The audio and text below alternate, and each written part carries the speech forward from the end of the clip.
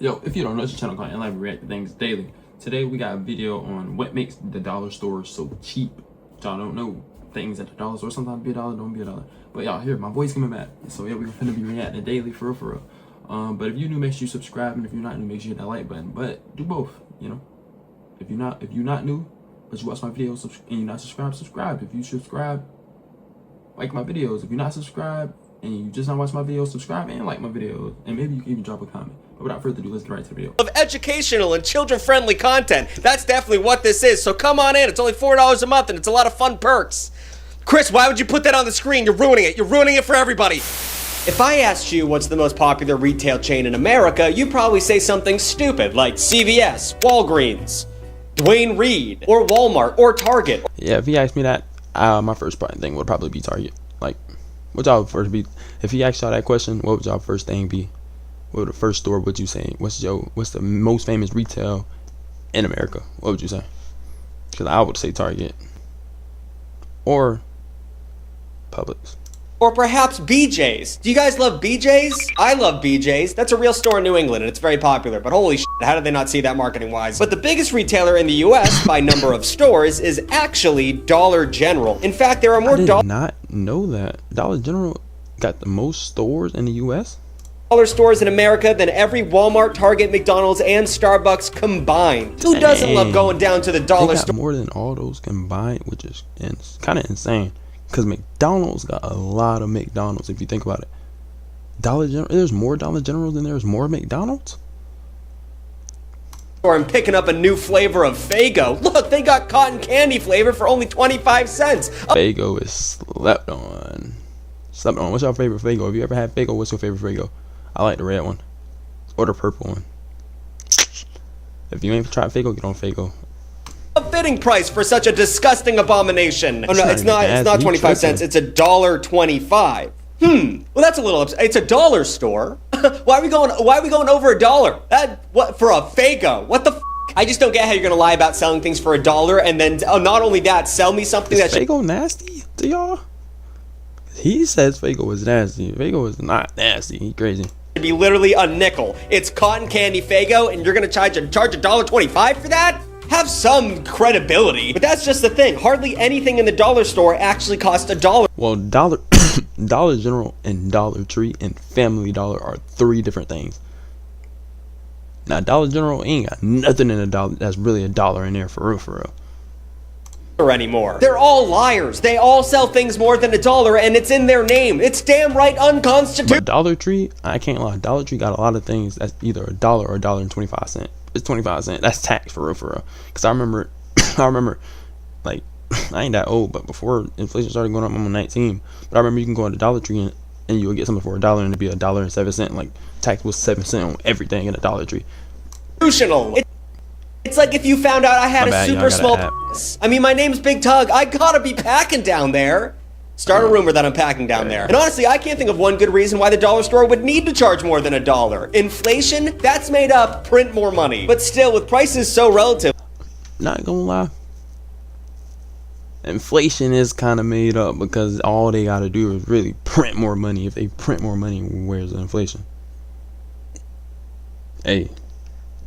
I ain't never thought about it like that. Low. It's no wonder that studies show nearly 90% of Americans have shopped at a dollar store in the last year alone. However, other research suggests that as many as 36% of shoppers use these stores at least 3 times a month. And between 2008 and 2020, food sales at these stores nearly doubled. Now, is it because that's really sad because financial times hit hard and we had to get our meat at a dollar store? Yes, that's why it happened, I would assume. But man, come on down for the steakums, kids. We got it at the dollar store. You just know it's poison. I ain't never had no meat from the dollar store or Dollar General or Dollar Tree. I ain't never had no meat from there.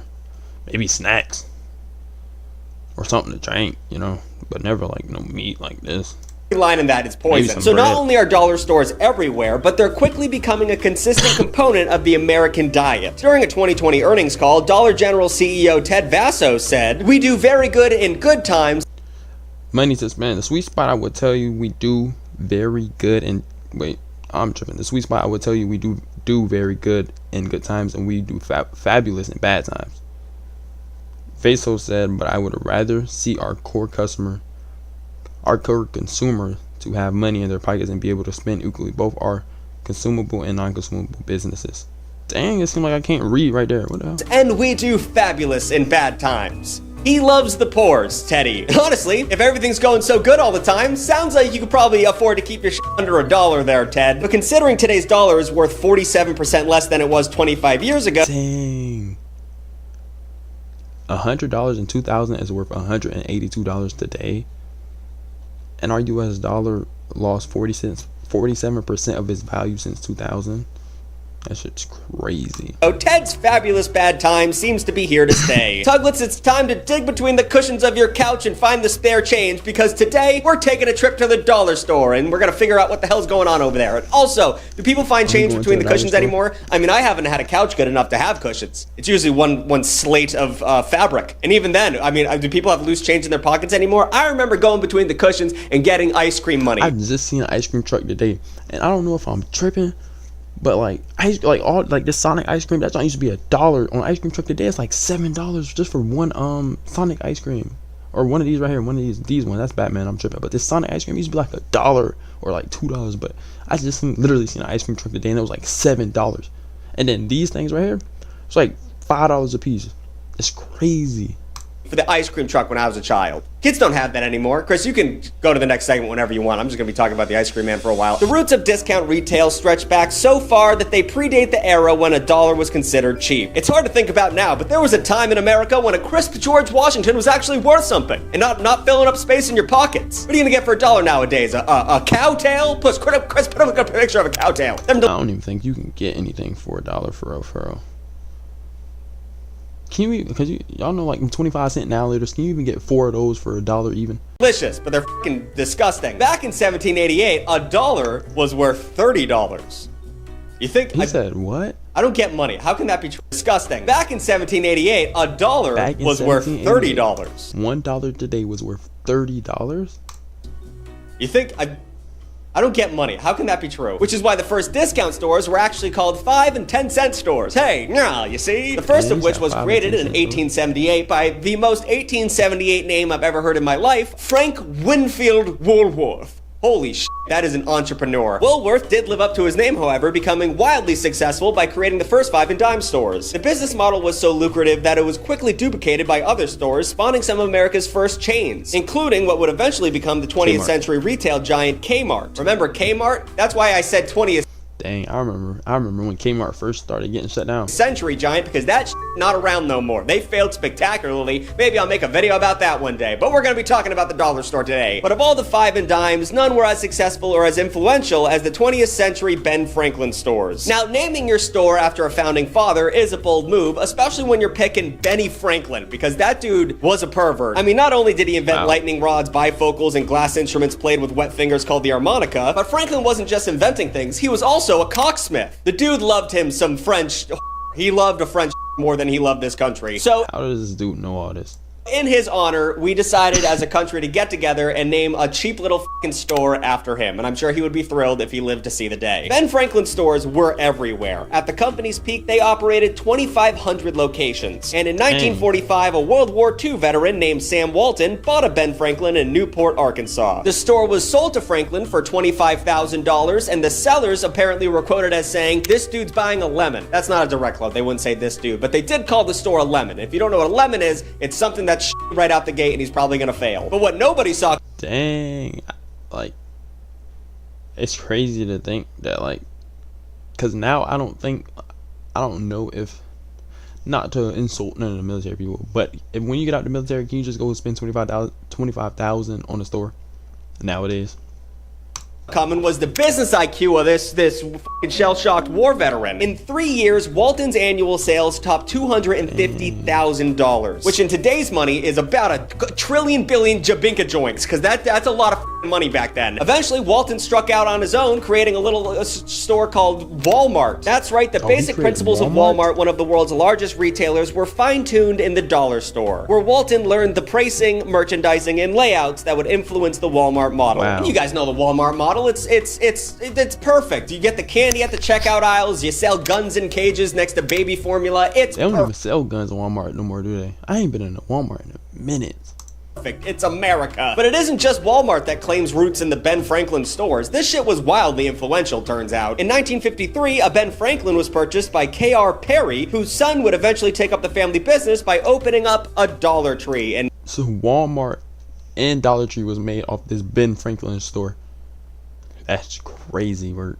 1986. Remember the Dollar Tree? It's the whole point of the video. I've been ignoring that. I can't fucking write a script for the of me, but I'm glad I hope you've been enjoying this. Hope you get all your fun facts. I am burnt out, guys. I can't do this forever. But it was 3 decades earlier in the 1950s when dollar stores began to take the shape we recognize today. Dollar General opened up in Springfield, Kentucky in 1955. Nothing and in Family Dollar. I'm gonna go right back on nothing in Dollar General is a dollar. I ain't gonna lie.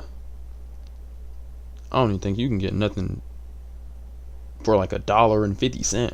Dollar of Charlotte, North Carolina followed just 4 years later. Dollar General expanded to 29 stores and was doing annual sales of $5 million just 2 years after opening. And Family Dollar opened up 100 stores in its first decade, and then they opened up another 100 stores just a year after that. They were booming. Now, Dollar Tree and Family Dollar, they both have things that's dollars in there for real.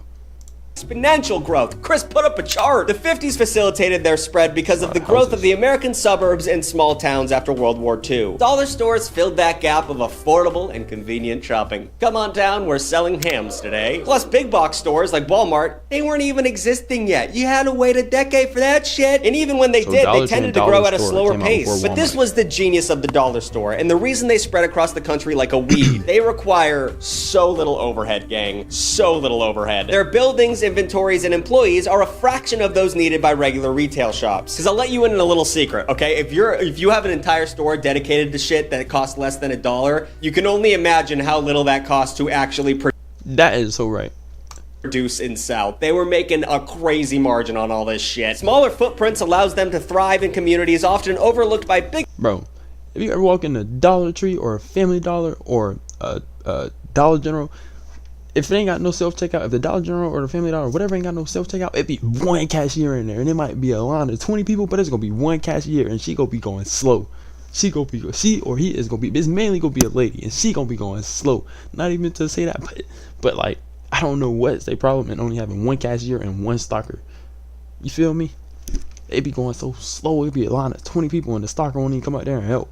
Retailers and places where it isn't practicable or profitable to run a Walmart. And these places that I just described also happen to be full of the most desirable clientele for the dollar store. The poors. Dollar General CEO Ted Vasso says that their average customer is a woman in a dual income household that earns less than $40,000 before taxes, yikes, and has only about $800 of disposable income per year. It's not a great situation. I don't think that's true. Because like, a lot of people go to the dollar store and Dollar Tree just for party things. Like if you got a party, you're gonna go to the Dollar Tree and get something quick. You feel me? Even if you're rich. This makes much of rural America a prime spot for their industry. However, 75% of Americans nowadays do live within a 5-mile radius of a dollar store. So how does that amount of expansion make sense with the average demographic of a discount shopper? These dollar stores aren't just in the shanty towns, they're in nice suburbs, and they're around the rich people. So how is that going down? Well, ladies and gentlemen, it's that time of show where I bring up the fact that shit's pretty bad right now, and it's been pretty bad for a while, and it doesn't look like it's getting better. The rich people are poor now. We're I bet I had to add. A Pew study found out that in 1971, 61% of Americans lived in middle-class households, which earned 2/3 of all income. And in 2023, only 51% of Americans were middle class, which earned less than half of all income. And I know 63 before 2023, 63% people was in middle class, and now 2023 2026, but by 2023, 10% of the middle class people went to poor.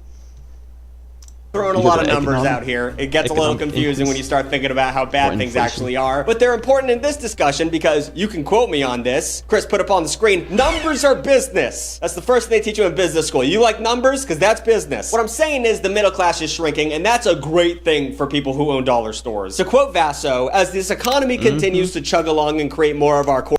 How would you buy a dollar store? Because what are you trying to make it seem like? It's a great investment right now. Or customer. Jesus Christ, that's so dark. I think there's going to be more and more opportunities for us to get in and build more stores. That's so f***ed up. I'm sure it's we're thinking of it. But he thinking from a business aspect. If the economic increase, more people gonna go to my dollar store, and more people go to my dollar store, the more money I make. How do I invest in how do I get me a dollar store? If anybody know how to get me a dollar store, y'all let me know, because I want me a dollar store. of it in the wrong So I gotta watch context. I'm some sure he's videos. talking to people who me aren't get one. poor, but oh my god. And this leads us to the consequences of the dollar store strategy. While they often like to position themselves as businesses that do good for the community by helping consumers stretch their dollar while providing access to shopping in underserved areas, they actually play a role in destroying local communities, and we're going to talk about that. As dollar stores aggressively expand, they're no longer just filling in needs for rural towns and small suburbs, they're competing with local grocery stores and effectively wiping them out. Dollar stores often open up right next door to local businesses, and what do you can't compete with someone selling a $1.25 cotton candy Faygo. Reports suggest that it's typical for right. mom and pop sales to drop by roughly 15 to Because this 30. is a dollar store right by the gas station. Instead of me getting some gas and going to the gas station and getting a drink, I'm finna give me some gas and go to the dollar store and get me some drink. Because a dollar, unless I'm getting an icy, that's probably like 89 cents at this gas station, and all the other drinks like $3 or something like that. Unless I'm getting me a Polar Pop or an icy. But if I want me a canned drink or something like that, I'm going to Dollar General or Dollar Store.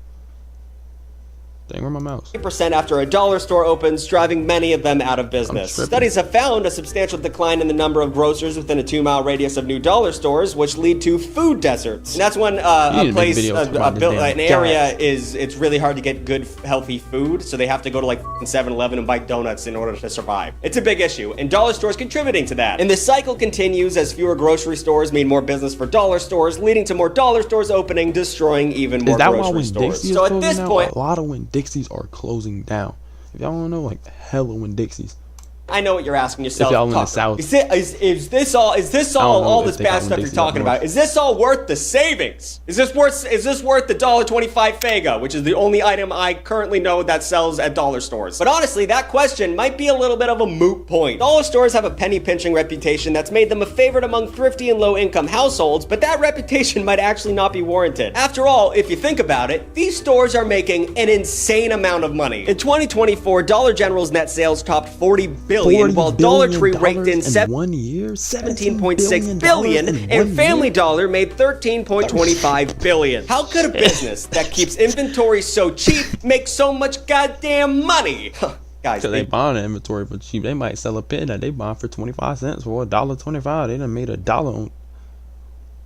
do it by doing what everyone else does. They f over the customers. It's so simple. Yeah, Why didn't I it's think easy. of it? One of the most common tactics dollar stores use to increase profit margins is shrinkflation. A very chuggy term, a very millennial term, but it's actually real, so we gotta pay attention to it. The term was coined in 2009 to describe the practice of charging the same amount of money for a product while slightly shrinking its size. Studies find that consumers are less likely to stop buying a product due to shrinkflation than due to a price increase. And they might not even notice a smaller Snickers bar. It might be a quarter-inch smaller. I wasn't paying attention, so give it to them. They don't give a f. But shrinkflation explains why many consumers might not realize that in 20... I promise, bro, this Gatorade right here, way better than this Gatorade. I don't care what nobody talking about. This green, if this was lime, this lime Gatorade and this bottle right here, way better than this Gatorade right here. Like this fruit punch and this bottle hit different. If you know, then you know. 22, Gatorade changed the side of its standard bottle from 32 ounces to 28 ounces. Gatorade! Come on now, I need that lemon juice, I need that yellow juice in my body when I get a cold. But unfortunately, shrinkflation is a strategy that dollar stores use to exploit the vulnerability of their primary customer base. Now, considering practices like shrinkflation are going on, it's kinda hard to think about if you're actually saving any money shopping at these stores. And that's why we came up with a brand new game to help you navigate the discounts in the dollar store aisle. It's time to play Deal or No Deal. That cannot be right. That's already taken, Jimmy. You f***ed that up. I can't say that. That's a f***ing copyright. All right, that's why we're playing a brand new game called Thrifty or Shitty. Well, I can't say that over and over. I'm gonna get demonetized. Thrifty or Shifty. You dropped the ball on this one, Jimmy. The rules are simple. I'll show you a dollar store item, and then you get to decide whether it'd be cheaper to just get it at a local grocery store. And it probably is, because I love the deals down at Market Basket. More product placement. Go to Market Basket. They over Demula, but the deals are still there. All right, number one, challenge number one, mayo. Put it on the screen, Chris. Got a jar of mayo. This 8-ounce jar of Kraft real mayo sounds like a steal at $1.20. Bro, and in Walmart, this is not $1.25.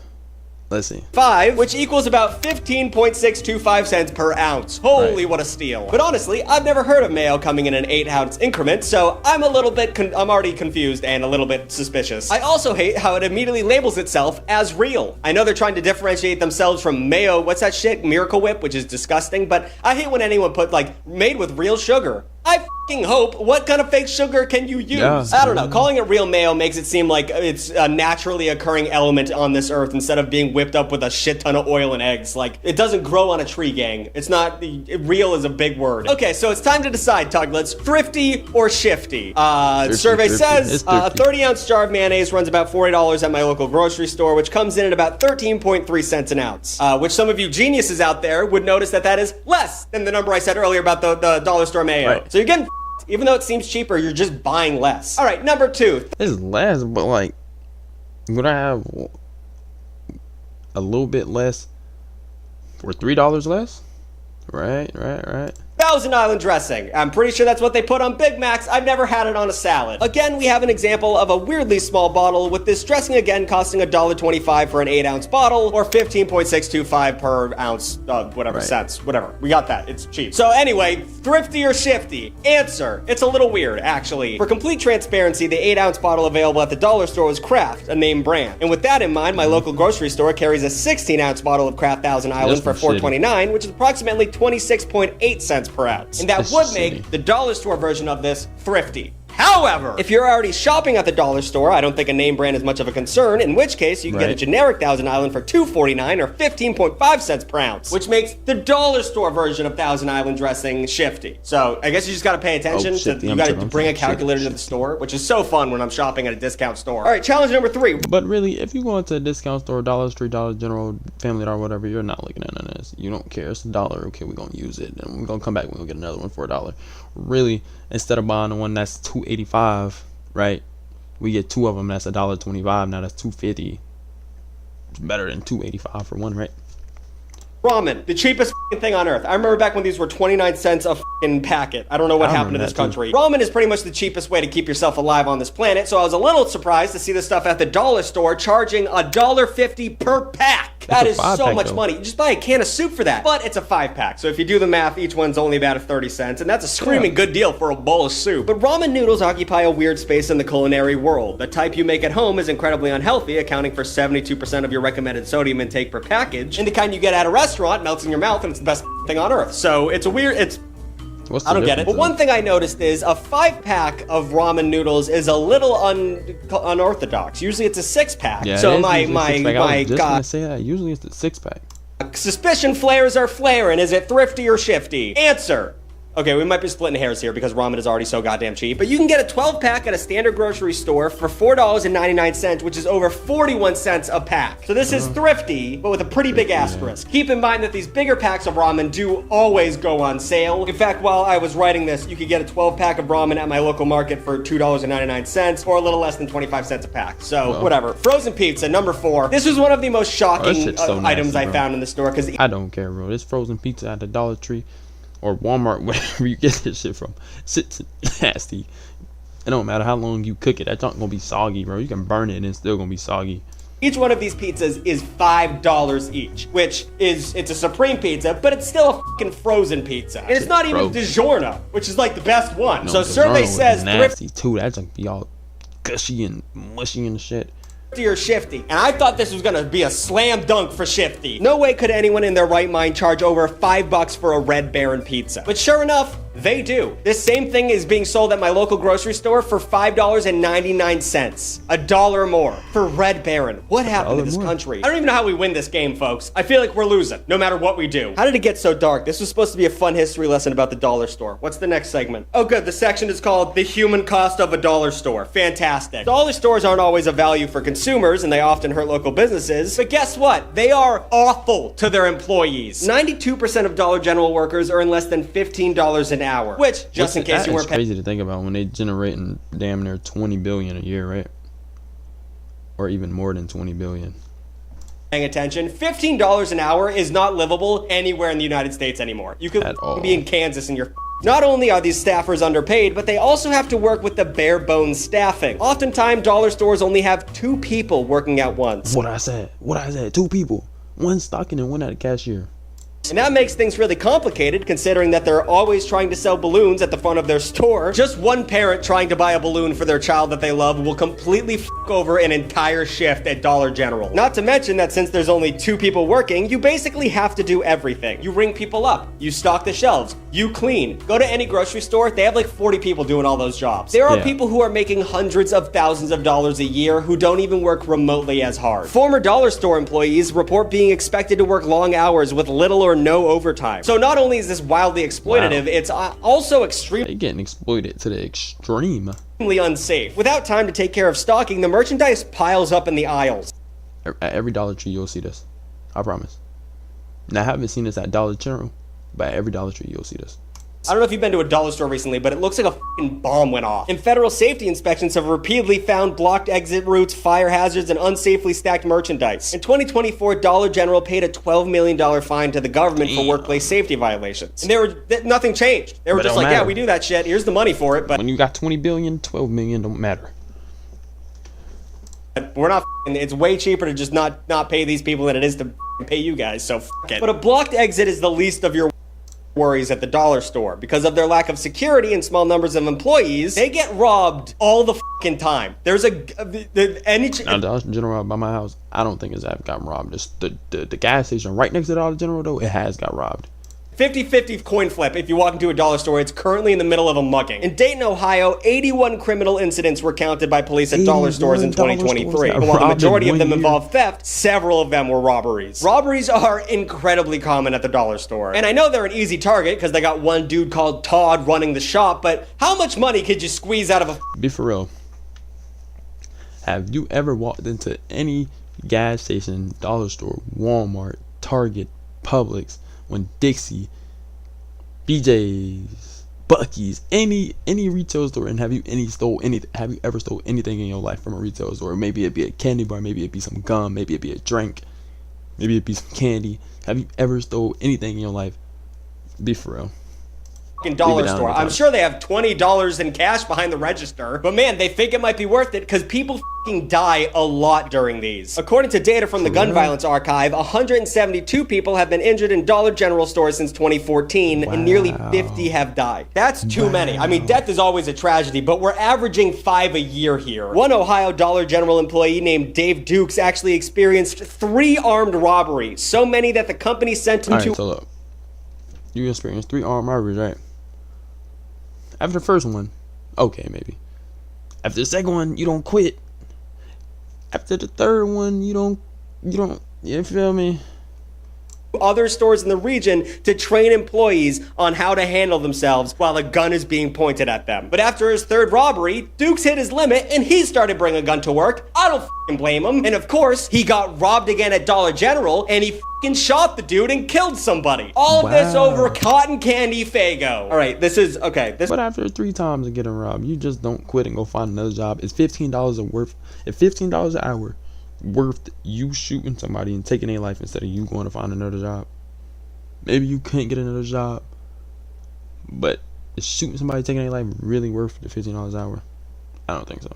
This is bad. This was not as fun as I thought it was going to be. We got to make this fun. Okay, goofy dollar store names in other countries. That's more like it. Okay, we'll end on a fun note. We'll just talk about this, how the Europeans name their dumb shit. In Germany, you get 1 euro shop, which is pretty boring. Japan has 100 yen shops, which is kind of fun. I don't get why Asian countries have denominations of money that are so much, though. I don't get that. Like, they're like, oh yeah, that hamburger costs 1,400 yen. Just make it 14. Take a couple zeros off that bitch. I don't know why we do that. Like South Korea, 1,000 won shop. Like, make it $1. Why?